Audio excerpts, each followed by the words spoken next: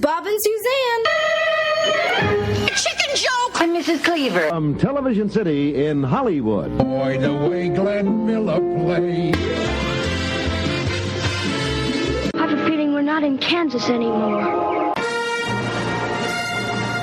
We're on a mission from God. Run, Forrest, run! We can rebuild him. We have the technology. You had me at hello. Nanu. Baby, you're the great. I'm not going to be ignored. Here comes the judge. Go ahead.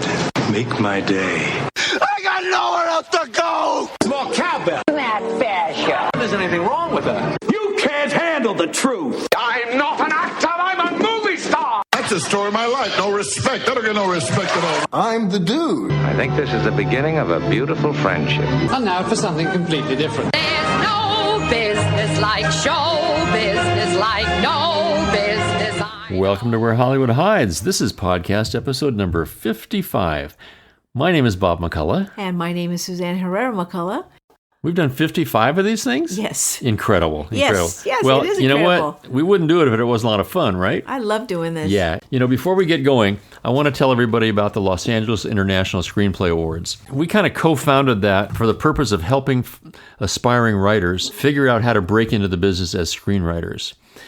Just reading somebody's screenplay and saying, yeah, I like it or not, really doesn't mean much. What people really need is cogent, professional analysis of their writing and the help to get them to the next level. We also noticed that the judges were not that credible. In fact, Right. Nobody even heard of any of the judges in a lot of these screenplay contests. So we set out to recruit the very best that we could find to be the judges. People who have actually done something in the business, who understand what screenwriting is all and about. if you go to the website, you will see everyone's credit, and you will feel like you're in good hands. Right. We were the very first screenplay competition to actually name our judges. Now, of course, everybody has followed suit.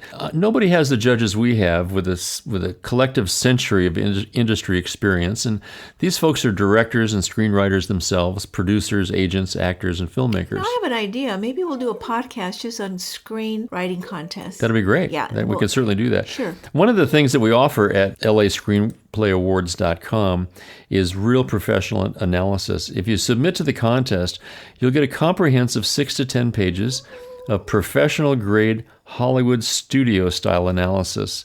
And that includes a 10-point analysis plus a detailed appraisal in terms of your marketability. So go to the website at LAScreenplayawards.com, and if your screenwriting career means anything to you, this will be a big move for you. Well, I'm really excited about this podcast. I cannot wait.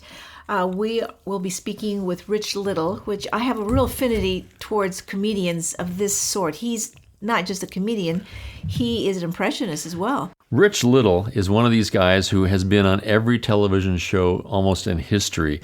He appeared on shows like Ed Sullivan, Jackie Gleason, Glenn Campbell, The Dean Martin Show. He's been on series like Laugh-In, The John Davidson Show. He was a regular on Julie Andrews' show. He even had his own show back in the 70s and was star of the TV show Copycats. He's a master mimic of more than 200 voices. That's incredible. I can't even do your voice, Bob. That's incredible. I remember him for many years appearing on the Johnny Carson show. He even guest hosted a couple of times. Just a fascinating guy with a very unique talent and some great stories. Let's go to Rich Little.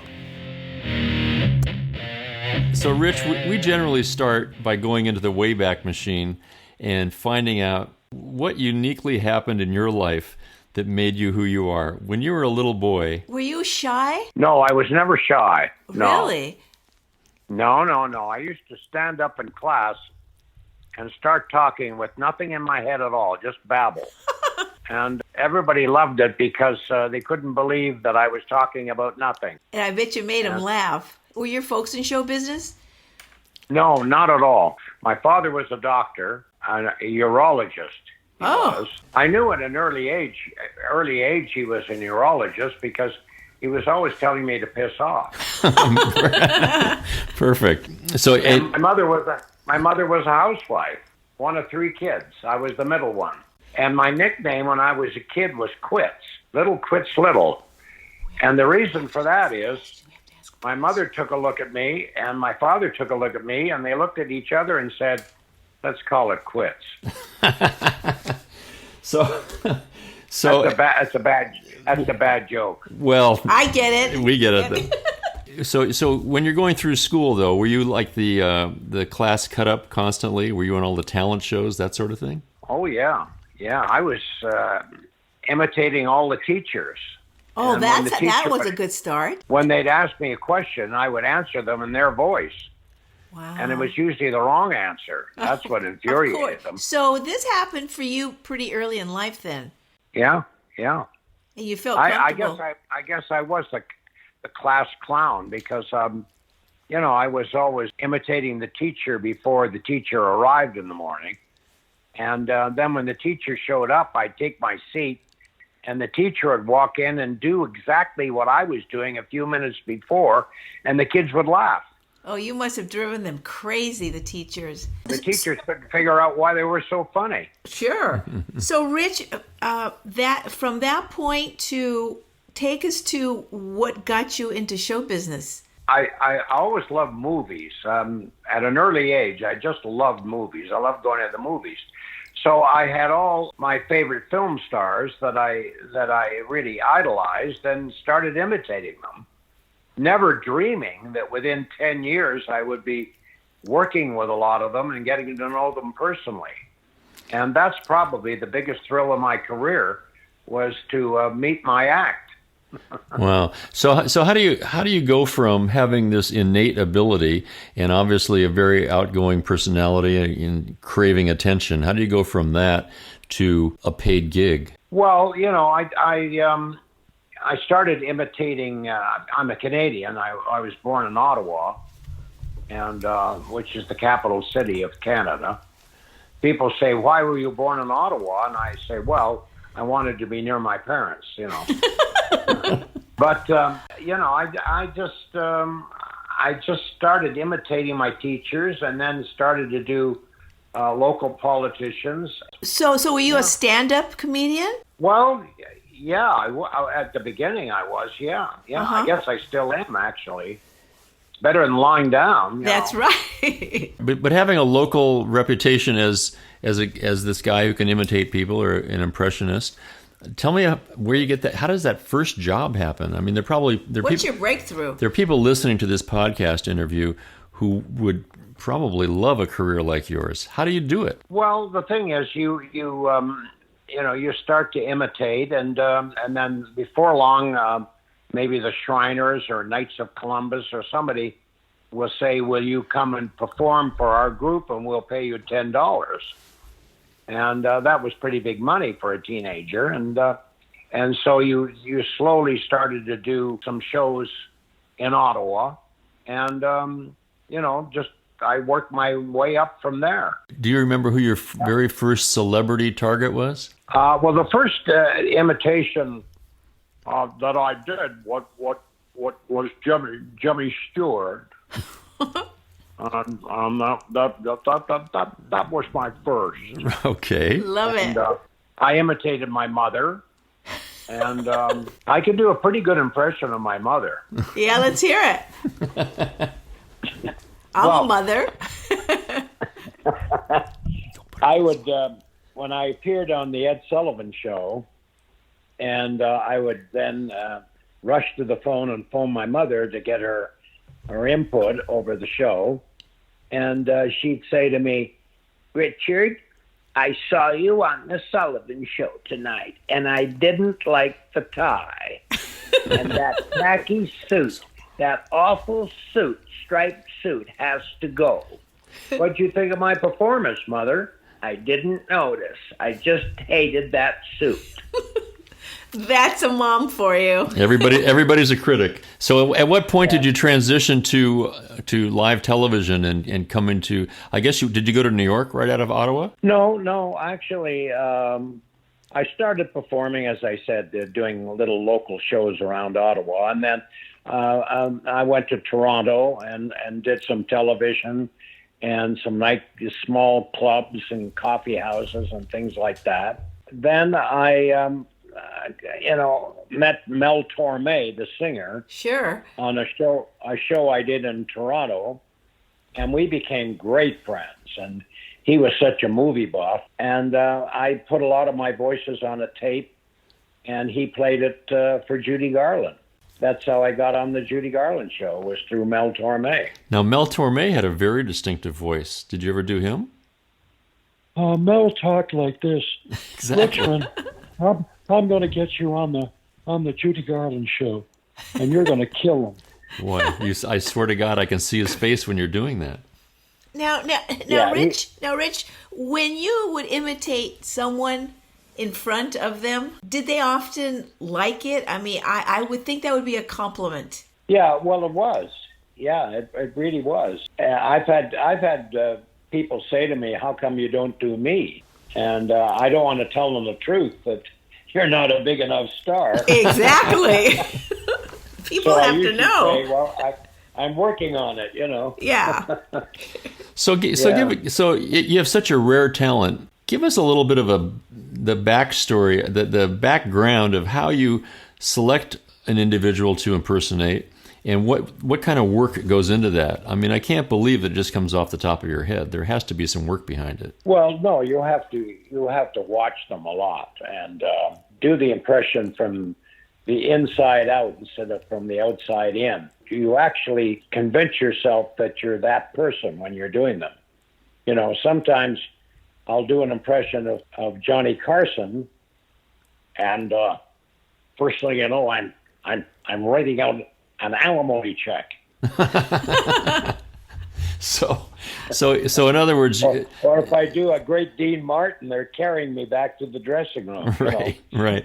So it's the Stanislavski method of impersonation. Then he's acting. It's really method acting, isn't it? Yes, so yeah. You actually try to convince yourself you're that person. Did you ever have any real acting training? Well, yeah. That's another thing that I did very early in my life was I joined the Little Theater in Ottawa and did a lot of plays, mostly dramatic things, oddly enough, but few comedies. But I did a lot of theater, and I really wanted to be an actor, to tell you the truth. But one day I said, well, there's 100,000 actors and only about 3 impersonators, so I think I'll concentrate on doing impressions. Is that what you call yourself, an impersonator, not an impressionist?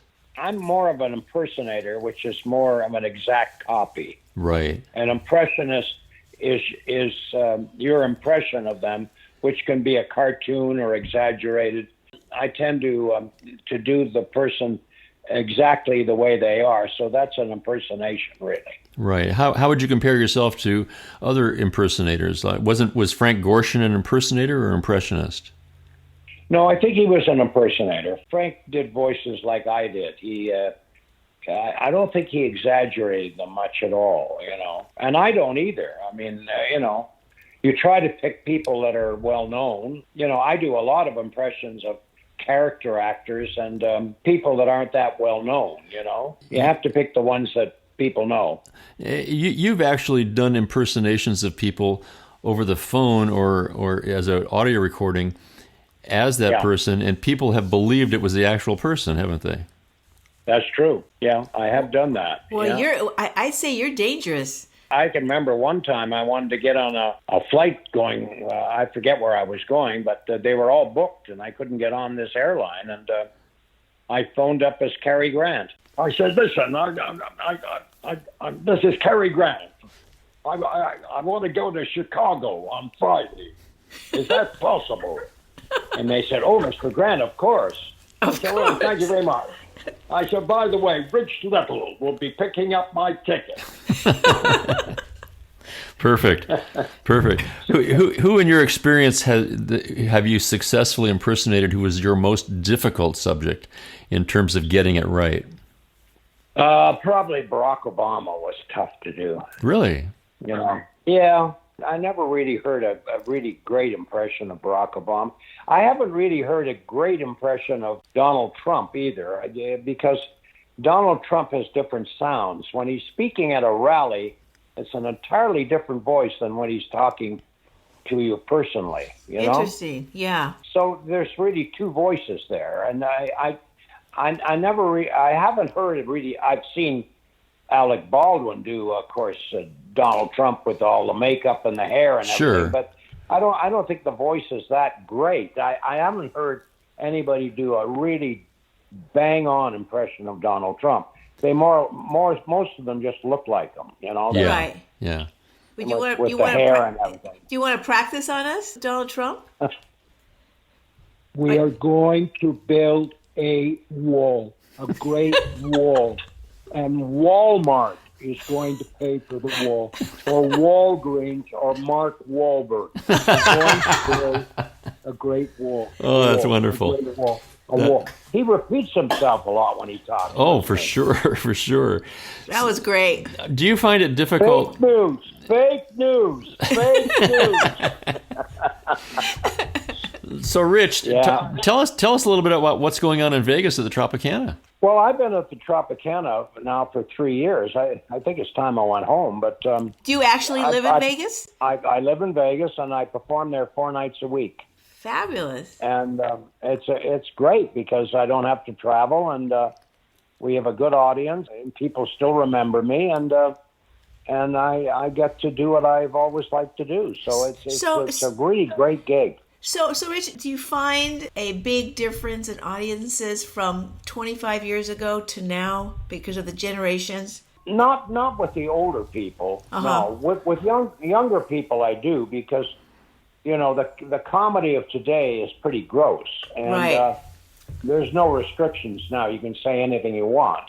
You know, there's certain things I won't do because it's not for my audience. You know, so I'm not really blue at all, and I don't use a lot of 4-letter words. If it is sexual at all, it's double entendre. You know, it can be taken 2 different ways. But I try to keep a fairly clean show. Now, do you find it difficult, kind of staying ahead of the audience in terms of the personalities that you're impersonating? I mean, today's generation, they don't really know who Frank Sinatra was. That's true. So are you? I mean, young people that come to my show wouldn't know who Frank Sinatra was, or Dean Martin, or John Wayne, or Jimmy Stewart. Johnny Carson. They wouldn't have a clue. I had a 15-year-old kid in the other night, sat in the front row, and he was laughing his head off. And I couldn't figure it out because I said to myself, he probably doesn't know anybody I'm doing. Right. And then when the show was over, I went up to him and I said, you seem to enjoy my act. He said, Mr. Little, you are really funny. I said, well, thank you. How old are you? He said, 15. Huh. He said, but I am confused, though. And I said, you're confused about what? He said, I was just wondering when you were performing why you were changing your voice all the time. Oh my God, that's a tough one to get past. So do you find yourself having a look at the current roster of I would call them blossoming celebrities and finding young people to impersonate? Yeah, it's a lot tougher to do impressions today, I'd say, than it was 30 or 40 years ago. You know, right. Certainly when it comes to movie stars, you know. It's hard to imitate, you know, Tom Cruise. It's hard to do George Clooney or Matt Damon. Right, because, you know, they aren't bigger than life, for one thing. I mean, they're Yeah, popular, or Brad Pitt. I mean, that would be hard to do. Oh, Brad very, Pitt. yeah. No, those are. I'd rather do Angelique Jolie. Yeah, I bet you would. Yeah, I wouldn't be lonely, would I? No, you wouldn't. Now, No, I read that one of your favorite comedians was Don Rickles. Don Rickles. Rich, what can I say? You're a pain in the ass. Why don't you put your teeth in backwards and bite yourself to death? You know. That's so good. He was one of my favorites. Oh, I love Don. Don was never stumped for an answer. His mind was going at 100 miles an hour. I've never seen anybody like that in my life. Well, that's the mark of a true professional. They never stop working. Yeah. He was a little like Robin Williams. He had the same thing. You know, they just would go at 100 miles an hour, and their thought process, like they were thinking what they're going to say like the joke after the next one, you know? Yeah, no, it's a chess match with them for sure. For sure. Yeah. But I've seen you interviewed many times, and you kind of have that same quality, the ability to respond very much on the fly, off the cuff, and you've got a huge repository. Either you have great material, or you're making it up on the fly, which I find hard to believe. So you must. Well, you know, the people that were good at that were, of course, Don Rickles, and Johnny Carson was superb at that. And Steve Allen was another one. Sure. There are certain people that just were just naturally funny and could think on their feet very quickly. Dean Martin was definitely one. You know, they just were funny people. They just thought funny. Yeah, I think it's called personality. You know. Yeah. Now, when you're performing, when you're doing your show at the Tropicana, I presume you spent months writing material. It's not you just don't go up there and start spouting. You've got setups and punchlines, and it's a pretty well structured act, isn't it? Yeah. What I do is I don't change my whole act. I'll just maybe change 5 minutes of it and put something else in, and then if that doesn't work, I take it out and put something else in. So I change it gradually instead of all at once. Right. That's what I do I do that all the time. Sometimes I'll do something and get very enthused about it, and it just doesn't work. No reaction. So, Rich, I read that one of your biggest fears is having a sore throat. So my question to you is, do you take really good care of your voice, or do you do something before performance? What kind of cough drop do you use? Boy, if I get a cold, everybody I do gets a cold, you know. Right. It's not great, I'll tell you. I've done shows where, actually, not lately, but I have done shows where I had laryngitis. Boy, that's really tough. I'll bet. You know? Yeah, So, I went to a doctor one time. I had laryngitis. I went to see this doctor, and he said, "You're going to be fine. Just don't speak for 2 months." perfect. And who's going to pay the rent? He said, "What do you do? What do you do for a living?" I said, "I'm an impersonator."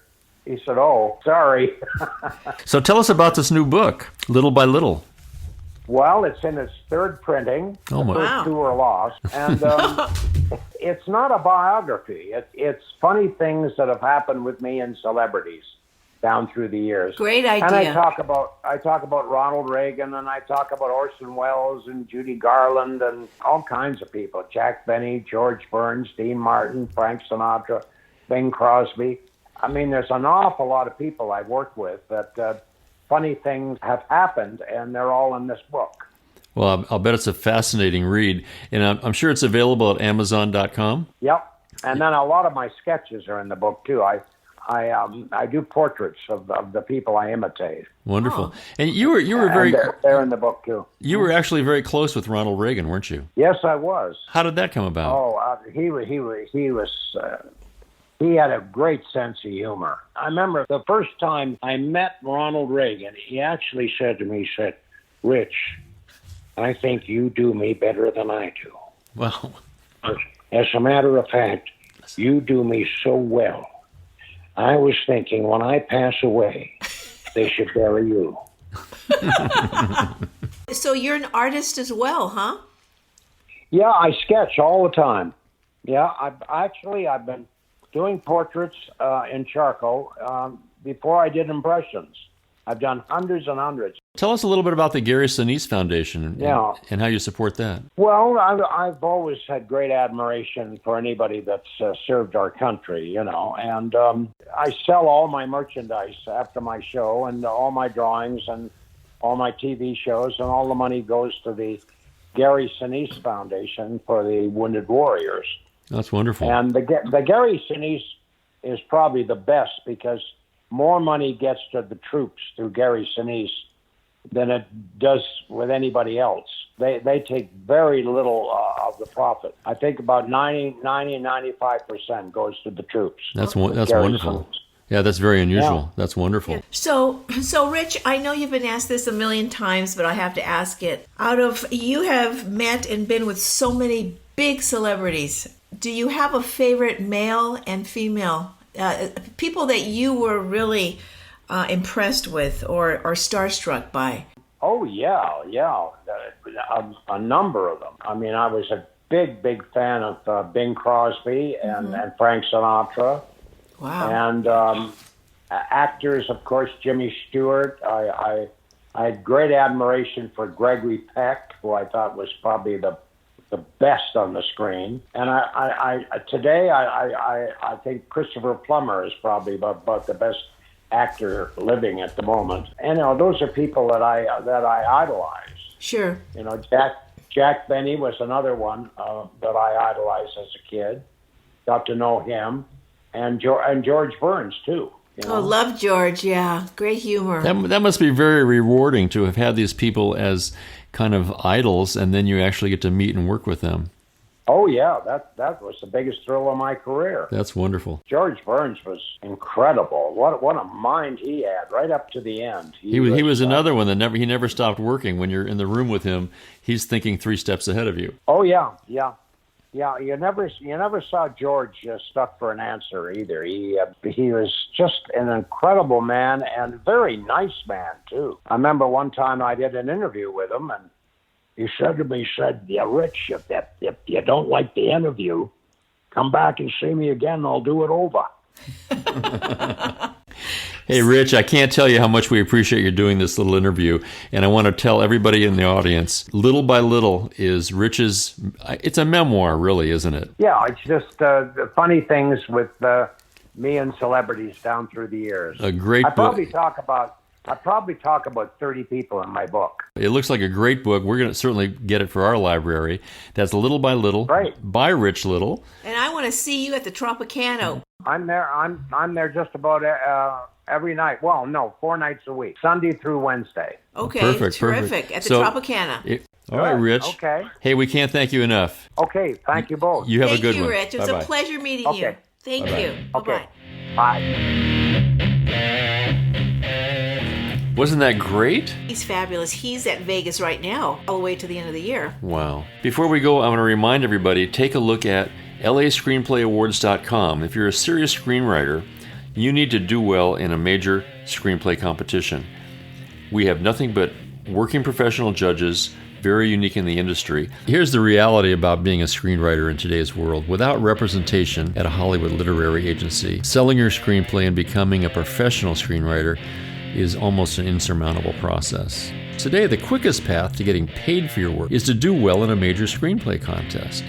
Winners and finalists get noticed quickly. They make valuable industry connections, and they often sell their scripts for serious money. Well, guess what? I've written the book that will help you do just that. What a coincidence. The name of the book, because I'm a little impatient with all of what I see going on and how screenwriters are being exploited. The name of my book is Stop Screwing Around and Win Your Next Screenplay Contest. Catchy title, Bob. Thank you. You can find that at Amazon.com. It's only 100 pages. It's a bargain. It's a quick read, but it's a great read. It's a quick read that will put you leagues ahead of the competition if you're a screenwriter. Again, that's Stop Screwing Around and Win Your Next Screenplay Contest, and that's at Amazon.com. Also, don't forget to purchase our book as well on Amazon.com, Where Hollywood Hides Santa Barbara, Celebrities in Paradise. It's a great read, fabulous pictures, and it's a great gift, even for Mother's Day. Hardcover, full color, a labor of love. That's right. We really enjoyed doing the book. Until next time, this is Bob McCullough. And this is Suzanne Herrera McCullough. We'll see you in the movies. They come from Chilicombes and Paducas with their bazookas to get their names up in lights. All armed with photos from local rotos, with their hair in ribbons and legs in tights. Hooray for Hollywood! You have no way of knowing who'll make good. Maybe you'll be another Papa Dion, your name in neon. If you get lucky, you could. Yes, buddy, you'll arrive if you can top his 5. Hooray for Hollywood! Hooray for